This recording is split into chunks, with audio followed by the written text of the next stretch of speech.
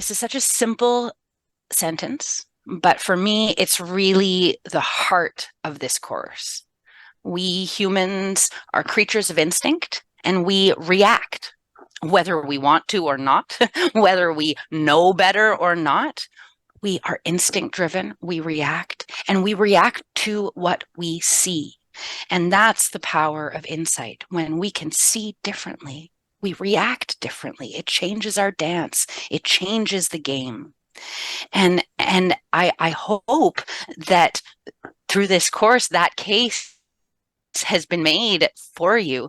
I feel really excited about the opportunity to be able to take you through this first session of Intensive 1. You're going to be going on a journey of a long journey of exploring many topics, and I think it's so important and so powerful. What's exciting is that it's a theory that includes all of this, the historical, the philosophical, the psychological. It's a very big picture paradigm that you guys are diving into with Intensive 1. It is also meant to be, at the same time, as complex as that all is, at the same time not intimidating, because it is at the same time very accessible and intuitive. And it's something that when we take it on board and feel it in ourselves, we realize, like, oh, this makes sense. And it works tomorrow. It works. It's a developmental approach. Some things take longer, but there's some things that you really realize, like, you take it into the real world on a daily basis, and it holds ground. And that is phenomenal. And I guess that is what excites me so profoundly about the Neufeld approach and what you're diving into with Intensive 1 right now. So before we go into some of the details that Gordon himself addresses, do you, Marla or Karen, want to add anything to that before we do that?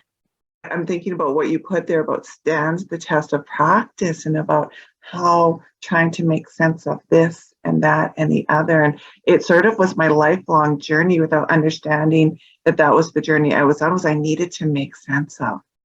I needed to get underneath. I needed to know what drove this, that, and the other, this misunderstanding, this what we would have titled before, this misbehavior.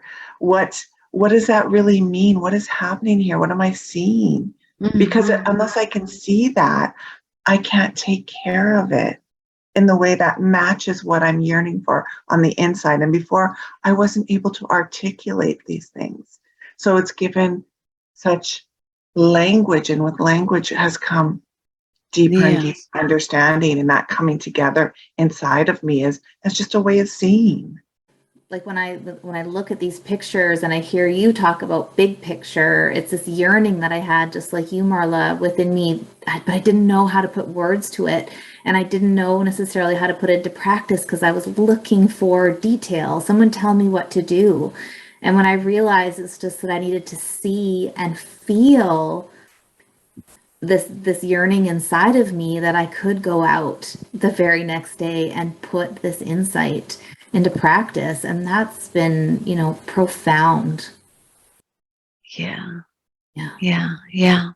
This material will give you that faith to hang on and believe, and not be so frightened by not knowing the answers right away, and not being focused immediately on solutions, and making it happen now. So I love the image of the feast. Can we provide a feast? If you picture yourself, and you know that there is a beautiful feast table that is being constantly replenished in the next room, then you are not going to worry about your hunger, right? Your brain can just rest. When I'm hungry, there's going to be tons of good food for me. I don't need to worry about this. If you have no idea where your next scrap of food is coming from, that is all your brain can focus on. Attachment is food for you know, in this analogy, attachment is survival. Attachment is the number one pull on our kids' attention. Dr. Neufeld puts it very succinctly: for the emergent process to be activated, there must be sufficient freedom from preoccupation with attachment needs. Pushing our kids of any age for independence. Emergence is where true independence naturally comes from. So if we're pushing it with an agenda, rather than the paradoxical intervention of inviting deep dependence. I will dress you. I love to cook for you. I am happy to get you a glass of water. I am here for you. Your problems are my problems. Not go figure it out yourself. You're old enough to dress yourself, you know, make your own breakfast. There's cereal in the pantry. You know, not that any one of those might not be our reality, but just that as a metaphor, the more deeply we invite the dependence, the more natural the independence will occur. We are a society that is obsessed with independence. Can you imagine what you would say if you were getting married to someone and they said, okay, listen, before we do this, I just want you to know I'm never going to do anything for you that you're capable of doing for yourself. It's such an incredible statement. Aggression is the outcome of a failure to adapt. Like, in some ways, that's so simple. But of course, getting to our tears isn't always that easy. And sometimes we'll say that aggression is the failure of, you know, we've missed three outlets, three possible ways that this could be the alternate outcomes. And one of you, I think it was Vivian, who talked about these alternate outcomes.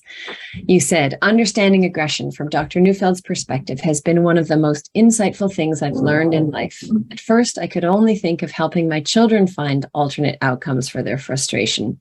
As time went by, and as I kept taking courses at the Institute, the more I saw my own need to find alternate outcomes to frustration. So, you know, this is beautiful because, you know, motivated by a desire for our children, that's wonderful. We help them find their own alternate outcomes, but we need to find them too, particularly when our children are not. And that's what I discovered. You know, I might have alluded to this last week, but my son had a lot of frustration when he was younger. And there were times when I'd think, oh, I'm providing all the opportunity, inviting the tears, all of that, and they just wouldn't come. And it was so frustrating for me. And so I had to find my tears about that in order to discover my own creative resourcefulness of how I was going to make my way through that. So yes, we need to find it too. This applies to us. And sometimes it's through our children not finding them that we have to find it, because otherwise we come out with our aggression and our, you know, our untempered responses, and that can be problematic. I love it when Dr. Neufeld says that he didn't know he had anger until he had children. Yes. Like, oh yeah. Yeah. That frustration knocking on the door all the time. I really enjoyed reading the forum this morning and how people are sharing what they're noticing in their kids. I felt that just beautiful to read that and see how it helps us make sense of what nature's plan is for our kiddos. Yeah. Well, and what all it takes is shifting your perspective a little bit and go, oh, that behavior that was, I could not make sense of. Now, oh, yeah, totally makes sense if you think about it in this way. Yeah. And I like very much how when you understand these things, when you understand these big three main concepts that he's been talking about these last few days, that it actually tells you what your lane is. It tells you what your job is and what's nature's job. And as a parent, I found that so freeing because I needed to stop. I didn't need to work at some of these things. And this has been my mantra for a very long time in so many ways. And you catch people doing it all over the place, is trying to teach the things that are not ours to teach. They are the fruit of what a maturing, a developing kid in, you know, a reasonably safe attachment environment will get to on their own if we can hold, you know, the rest of society at bay, if we can hold the space for them, if we can make them a nice, safe attachment nest that they can grow up in, then all of these cool things that we're after here will just happen. So there's some comments coming in, maybe sort of perfect timing to bring in Jessica's sort of question here. She's wondering if there's an age range where the awareness of work comes in. So, you know, sort of like putting in the work for the outcome. And she's saying she has a perfectionist in her house. If it can't be done perfectly the first time, there's no point, even though she's seeing an ebb and flow with that. And then she adds, sometimes can put in lots of quiet work with an uncritical eye, emergent energy, perhaps. This is the juicy part where your guys, where the questions are coming and the reflections, even in the forum. It's so wonderful. And this is what intensive one is. Exactly what Karen just described is that, okay, now we're looking at this piece and we get really focused, and that needs to happen. But also then we need to draw back. And also, by the way, in a year, it will land a bit differently than it is for you today. And that's the development of us unfolding, which is wonderful. This is juicy right now. Yeah,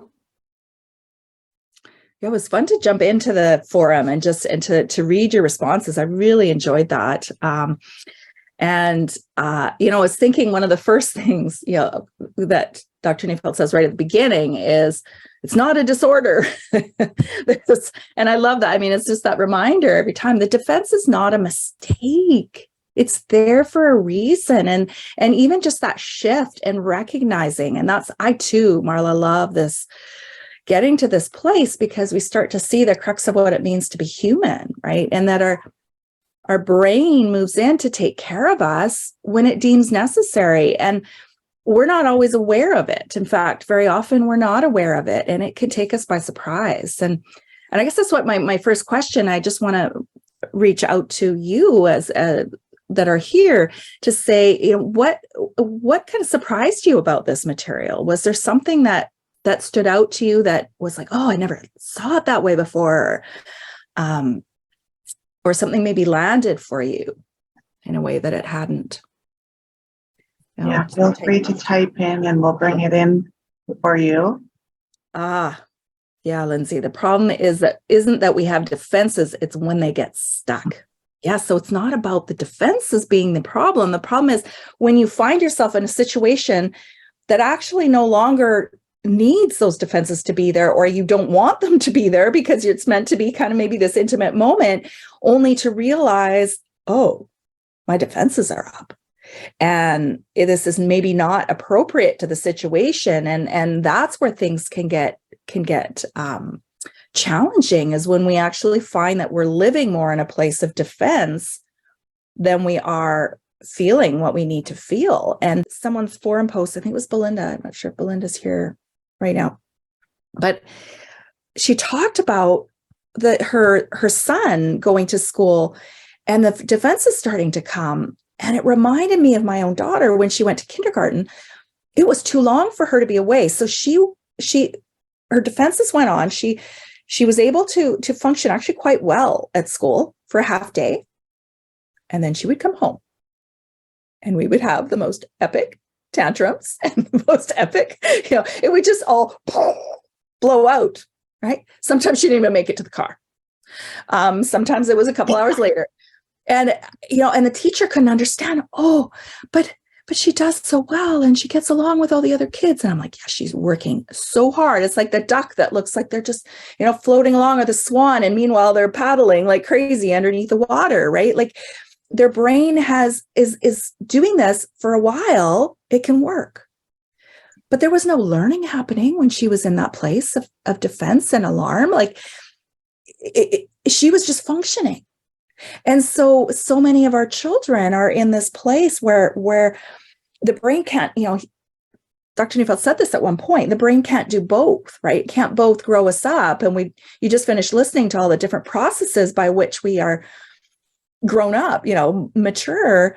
it can't do that and defend us at the same time. So while the defense is really important and really helps us in certain situations, and we can't live without that kind of skin, that shield, really, because it's necessary, or we would just walk around getting hurt all the time. It's both and here. We need some moments, right, where we can get our feelings back, because we know now that's what helps us to move. Part of our task is to recognize that futility isn't the enemy. Yeah. And sometimes it's our tears that need to be moved, because children, they're just going to keep trying. Sometimes, like the frustration stuff, the children are just frustrated and they are not easily moved to their tears. It feels a lot more safe sometimes for them to rage than it does to tear up and cry. And yet for us, we will be able to parent so much more tenderly, with so much more compassion, if we can find ways for our tears to come about the things that we can't fix, we can't protect them from. The other piece I want to talk about is guilt. Guilt, because we feel responsible. Guilt doesn't happen to people who don't care. Guilt is,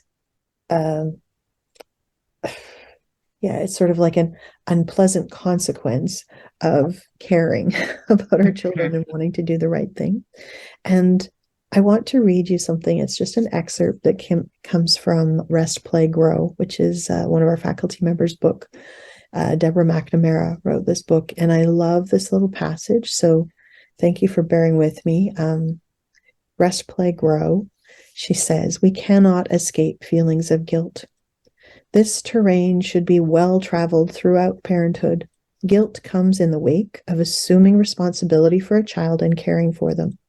This feeling will happen to us sometimes out of the blue when bad things occur, or something doesn't work, or when we have fallen short in providing for them. Sometimes guilt hides just under the surface of conscious awareness while we try to push it away by directing energy into controlling other things. Our guilt can drive us to overfunction, to become overcautious, to be overly concerned about a child and their behavior instead of looking at guilt head on. Our busyness provides a shield and temporary relief. Guilt can feel unbearable as we consider our imperfections and inadequacies. However, feelings of guilt are meant to point parents toward what they can change and where they can make a difference, and to help them form intentions to act differently. Yet there are times when the only answer to guilt will be tears. It will be grief that provides rest from the things we grant, the ways we fall short, and how we are powerless to change a child's world like we want to. It is the expression of our guilt through words that freeze the tears that need to come. It is our tears that give us reprieve from the gnawing feeling that we aren't good enough parents. It isn't our children's job to bear the parental guilt or hear our sorrow and humility. It isn't our children's job to listen to our unprocessed feelings or how we're feeling about being their parent. Children aren't meant to see when we feel unsure or lost about what we are doing. Our internal conflict and confusion should be hidden so that they don't feel we can't take care of them. This doesn't mean we can't seek help from other adults when we are stuck. It means that we convey to our children that we are responsible for our own feelings and actions. Guilt is meant to help parents get up each day, resolved to be their children's answer and to aim towards their caretaking intentions. Its very existence is the expression of our deepest yearning to be our child's best bet. If we don't care, we don't feel guilt. It's okay to touch it, to feel it, to talk about it. And in a group like this, where people are kind and supportive and we're all kind of walking through it together, it's a way of processing it, you know. Gonna add Sophia's comment in here. Sure. Just saying this teaching has been so profound. Just letting my own tears come and go has made it easier to understand and make space for tears of futility in my kids. I would say that there's a lot of people, and you may be some of them, who are you people who are listening, who were born with strong alpha instincts. And I think some people just are born with strong alpha instincts. And an alpha instinct isn't a bad thing. And I always say to the parents, don't worry so much if you see this bossiness or this little bit of alpha in your kid. The main thing when you see that alpha instinct is to not let it come into the relationship, to not let it come into the relationship with you, meaning they don't start telling you what to do, because that's when things go wrong in terms of the alarm raises in the child and all sorts of behavioral issues come, and with them taking over, they're not feeling safe. So it's just about not letting that be in the relationship. And with somebody that has a very strong alpha instinct, giving the child certain areas where they can exercise their alpha is very important. You know, with these children, it's like, you know, you let them decide how their hair is going to be worn, or you say, you get to design your room. Or, you know, if you have a pet or want a pet, you know, that, and I'm not telling people to go and get pets because that's a full-time job too, but, you know, having a dog to take care of, horseback riding, like, you know, working with a horse, like these are all amazing things for a child with alpha instincts. The alpha complex is something completely different. An alpha complex develops. Yes. For the reasons we'll go into. And does it mean it will accompany them all their life? Not necessarily. The thing is just, you know, always coming back to play, right? Play is a beautiful place to engage the alpha instincts and allow the child to take, you know, because the thing is that like that is an instinct in us.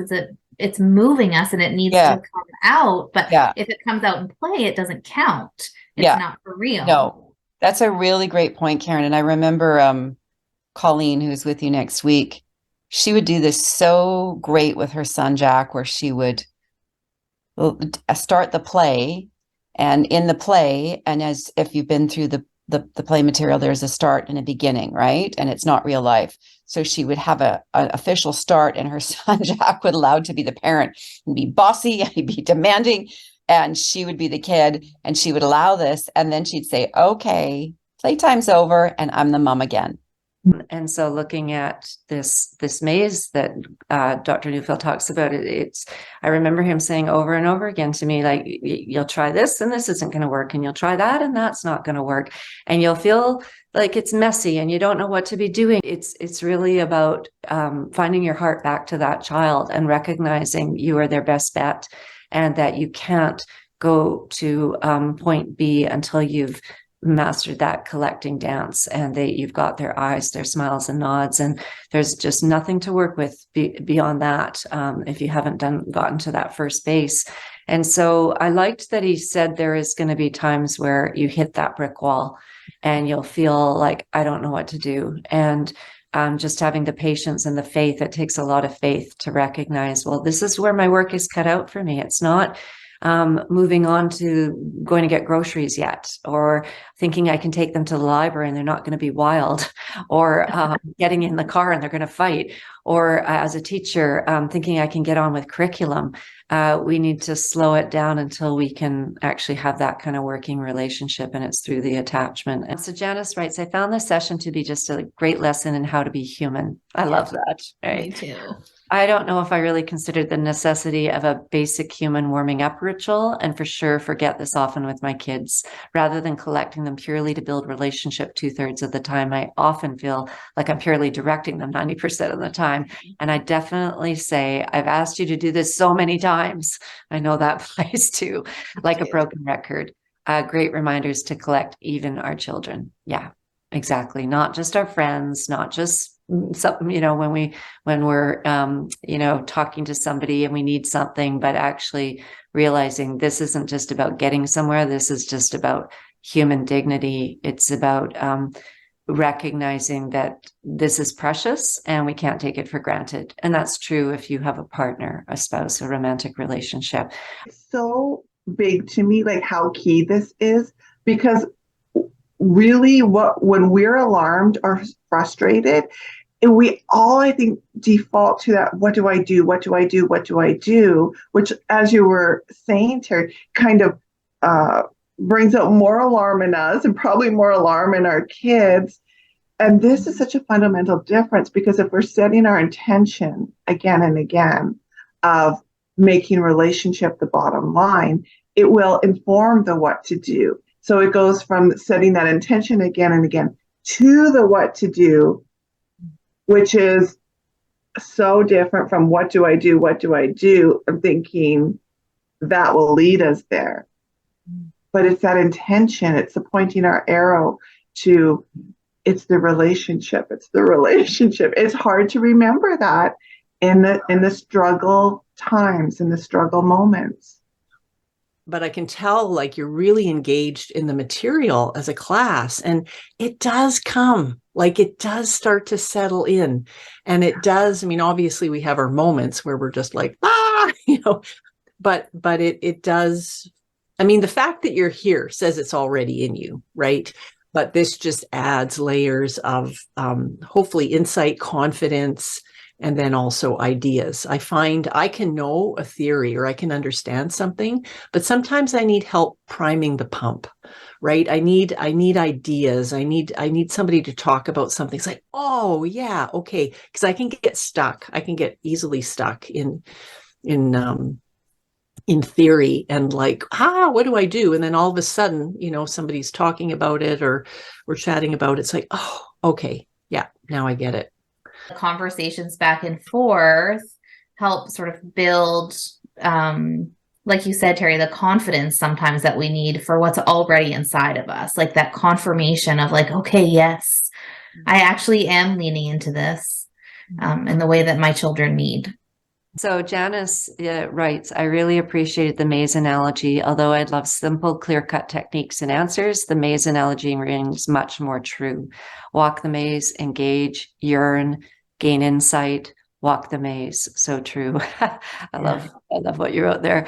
And, this can be frustrating for people who want answers quickly. This is a different kind of approach.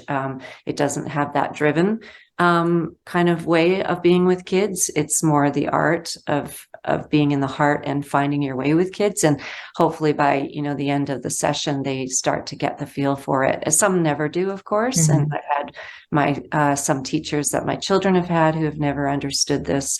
The relationship matters more than anything else. And it makes for a hard year. Or it makes for a hard relationship. You might have relatives like that too. Behavior comes first, not relationship. And it's really hard on our kids when that's true. They certainly can't give their loyalty to someone who puts behavior first.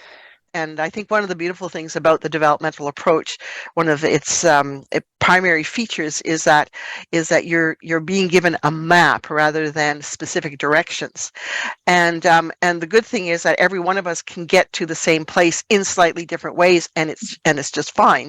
We've got the general guidelines for how to do it. And the other one is that, as sometimes happens, is you take a path and it isn't getting you quite to where you want to go, and then you've got to backtrack.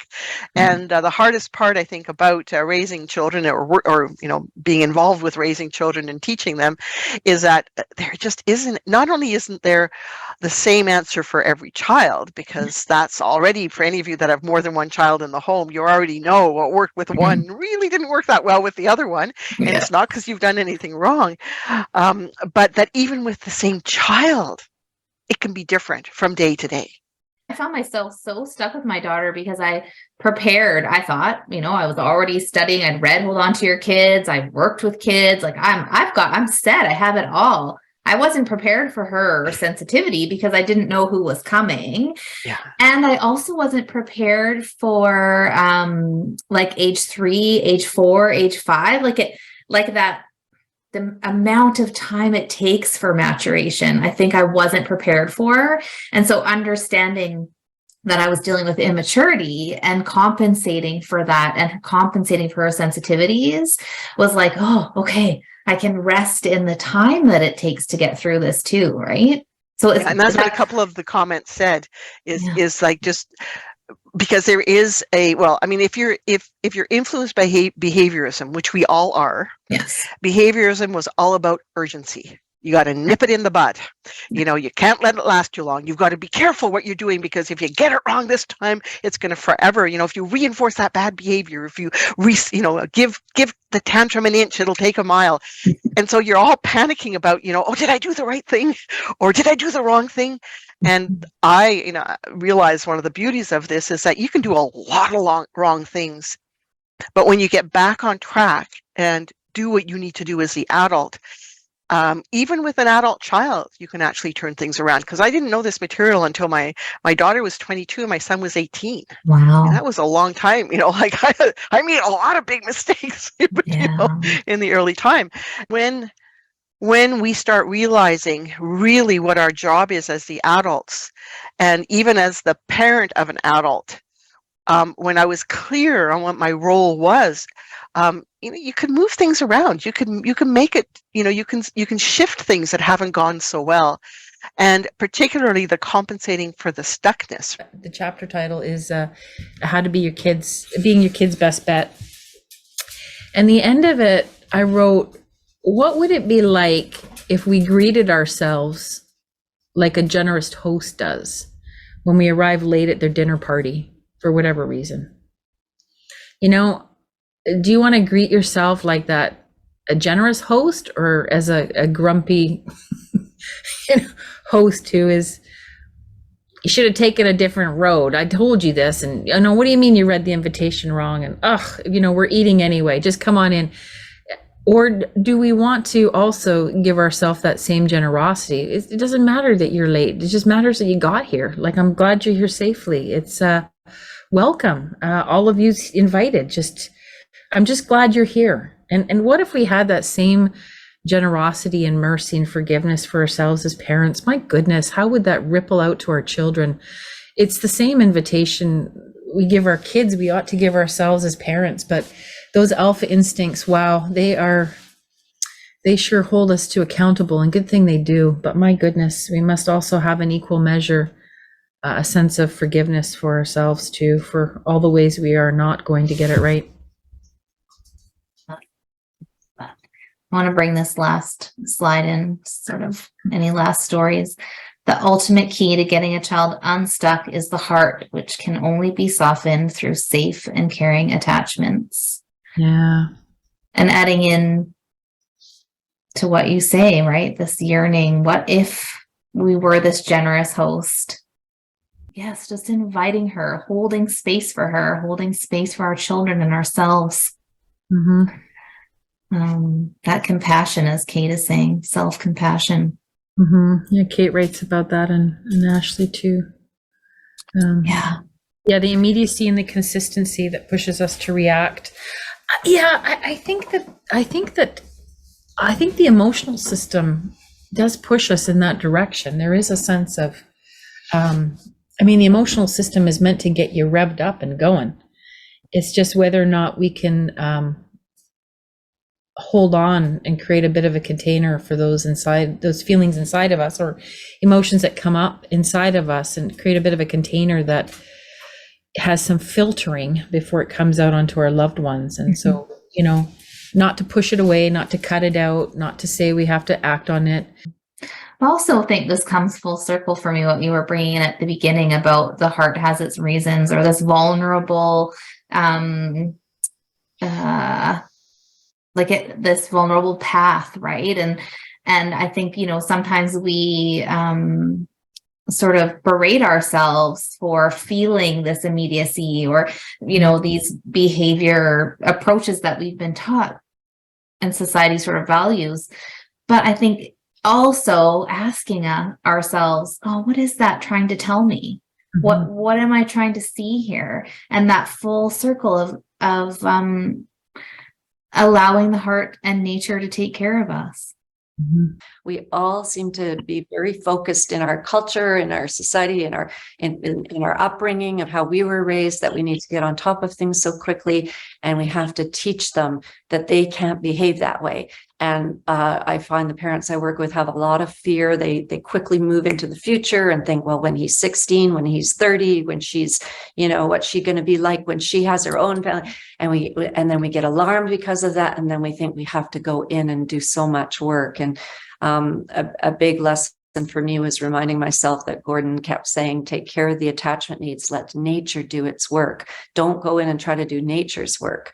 And so, just having a lot of faith and trusting as they get older, this will come together more and more, the maturity will come. And I think soliciting good intentions does this. We see their true essence, we see to their beauty and their loveliness and beyond the defenses to their true heart. I used to look at my son when he was sleeping to remember that. Yeah.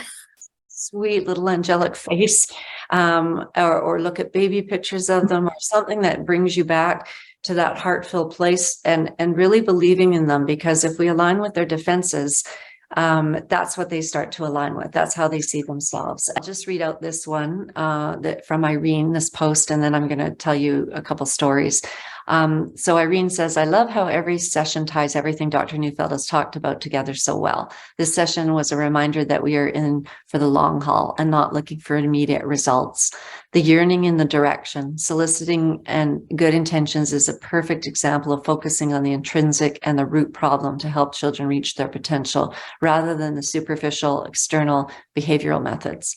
And that's so true. So well put, Irene. It is really a long haul. It's really having faith that that in most cases, the impediments will be uncovered and we will be able to move forward with the child and they can realize their potential. But we have to have a lot of faith and trust in the process and patience.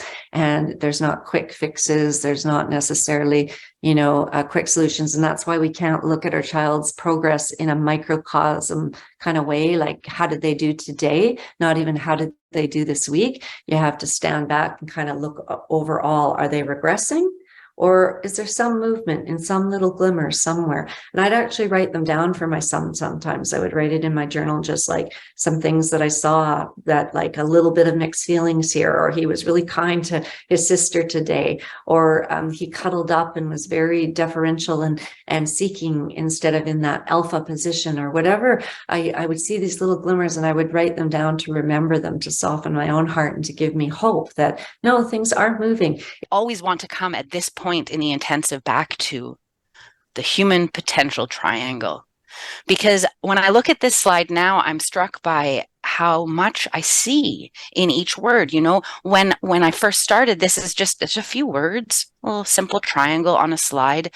But for me now, each of them are like deep pools that you could like dive into, and they just open and open, and there's more there and more there. And to me now, they're filled with an insight and an understanding that can help us with our humanness and can help us with the children in our care, not just to survive, but to flourish.